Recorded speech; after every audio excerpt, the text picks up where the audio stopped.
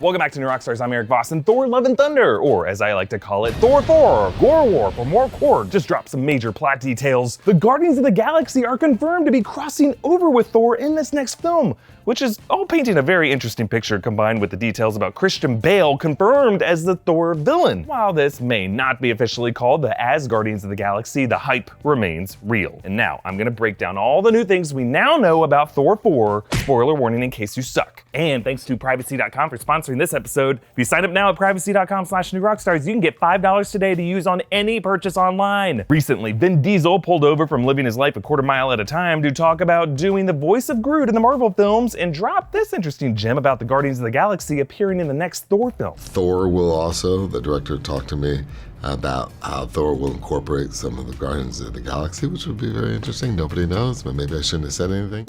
Look at you throwing us a bone. It really is all about family to you. This reveal confirms the always intended plan after Avengers Endgame, which ended with Thor joining the Guardians of the Galaxy and humorously feuding with Peter Quill over who is the captain now. Originally, Guardians of the Galaxy Volume 3 was going to come out before Thor 4, probably an intended release date of May 2020 when Black Widow is now coming out, but then all that dumb drama in summer 2018 led to director James Gunn being temporarily fired from Guardians 3, delaying that film, and even worse, delaying nerdy YouTube channels from having more to break down than hashtags actors accidentally leave in their Instagram posts. After Endgame came out, Gunn broke his social media silence to confirm that Guardians 3 would not be titled as Guardians of the Galaxy, but that doesn't rule out a crossover. And when Marvel announced its Phase 4 lineup shortly after, Guardians Volume 3 was nowhere in sight, delayed to 2022 or beyond, sometime after James Gunn wraps his Suicide Squad sequel for DC coming August 2021. But one exciting mystery lingering on that Phase 4 horizon was Thor 4, titled Thor Love and Thunder, with the now Oscar-winning Taika Waititi returning to write and direct. Waititi cited the Jason Aaron comic storyline The Mighty Thor,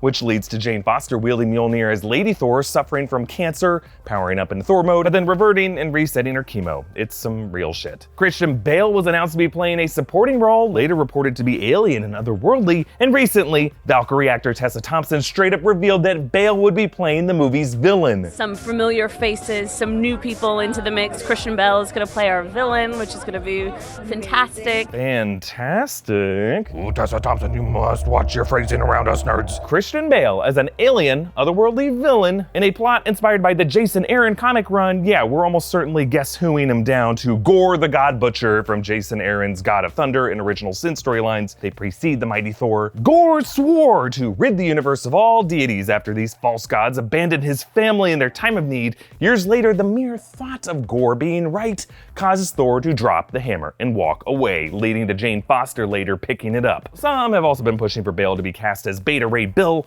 but as we saw from that Sakaar statue of Bill, he's a Corbinite with a horse face, and you do not cast a face as iconic as Christian Bale's for his voice alone. I want you off the set, you prick! Yeah, you see what I mean? But Vin Deisel confirming a Thor Guardians crossover opens up other options for Bale's villain and the way Love and Thunder's story could go. Look, keeping up with content these days is tough because now we have to get it all from these subscription services. I don't know about you, but rather than stay subscribed to like 10 things at all times, I like to only pay for the content I'm actually consuming at any given moment. Now, the trick is managing the credit card numbers that you give these folks so you can turn it off and turn it back on whenever you need it. Well, thanks to Privacy.com for sponsoring this video. Privacy lets you make online purchases using virtual burner cards for each kind of purchase instead of your real card for everything. This protects your identity and bank information on the internet, and it lets you control the limits on each virtual card. So for example, I've set up an account with Privacy, I've linked my bank account, and I created a card specifically for my monthly Netflix subscription payment. Privacy will ding you with lightning fast precision if someone tries to charge the card twice, or if the charge exceeds the amount you set for it. Ha, nice try, Netflix. I already finished, I am not okay with this, and the only coin I will toss is for more Witcher. No vendor can overcharge beyond the limit that you've set for it. It's simple, it's fast, it's really just one click. They also offer these different plans. There's a free one that lets you create up to 12 cards a month, but also a pro plan where you can get 36 cards a month and 1% cash back on purchases, and a Teams plan for small businesses. There's a Privacy Chrome extension where you can fill out all of your card info to save time.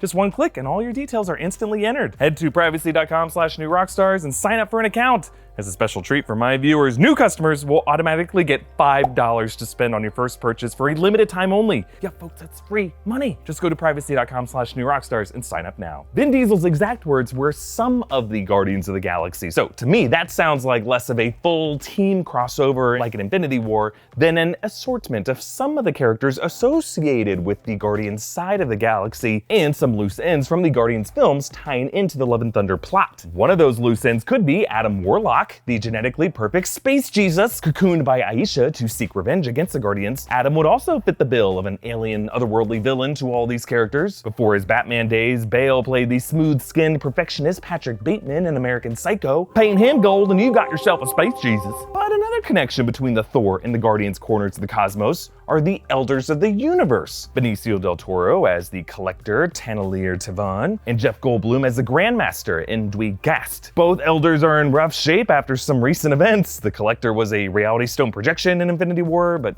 might be dead or bubbles or something. And the Grandmaster was at the mercies of the Sicarian trash folk, so perhaps Bale could swoop to their aid as their brother, the Elder of the Universe, Tryco Slatterus, Champion of the Universe. He's a master of unarmed combat and seeks new opportunities to defeat the greatest fighters from across the galaxy. So just imagine Bale screaming himself hoarse as he calls out Fat Thor for a challenge and forces the God of Thunder to get back into shape. Shake, man, you're amateur. You're unbelievable, man. You're unbelievable.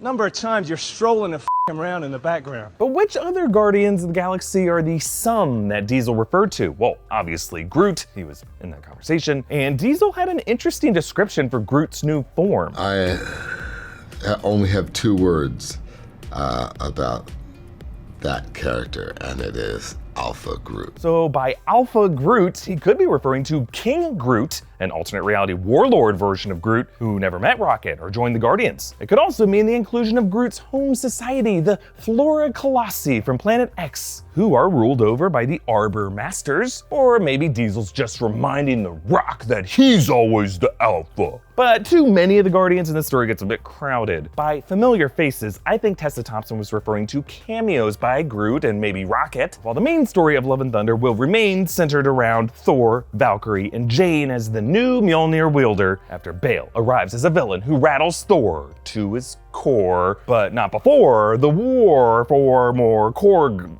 scores. Which Guardians do you want to cameo in Thor 4? Be sure to join our official Discord server where we theorize on all the stuff with our inner circle of supporters. Access our Discord by becoming a patron of New Rockstars today at patreon.com/newrockstars. Comment down below with your thoughts, follow me at EA Voss, follow New Rockstars, and subscribe to New Rockstars for everything Marvel. Thanks for watching. Bye.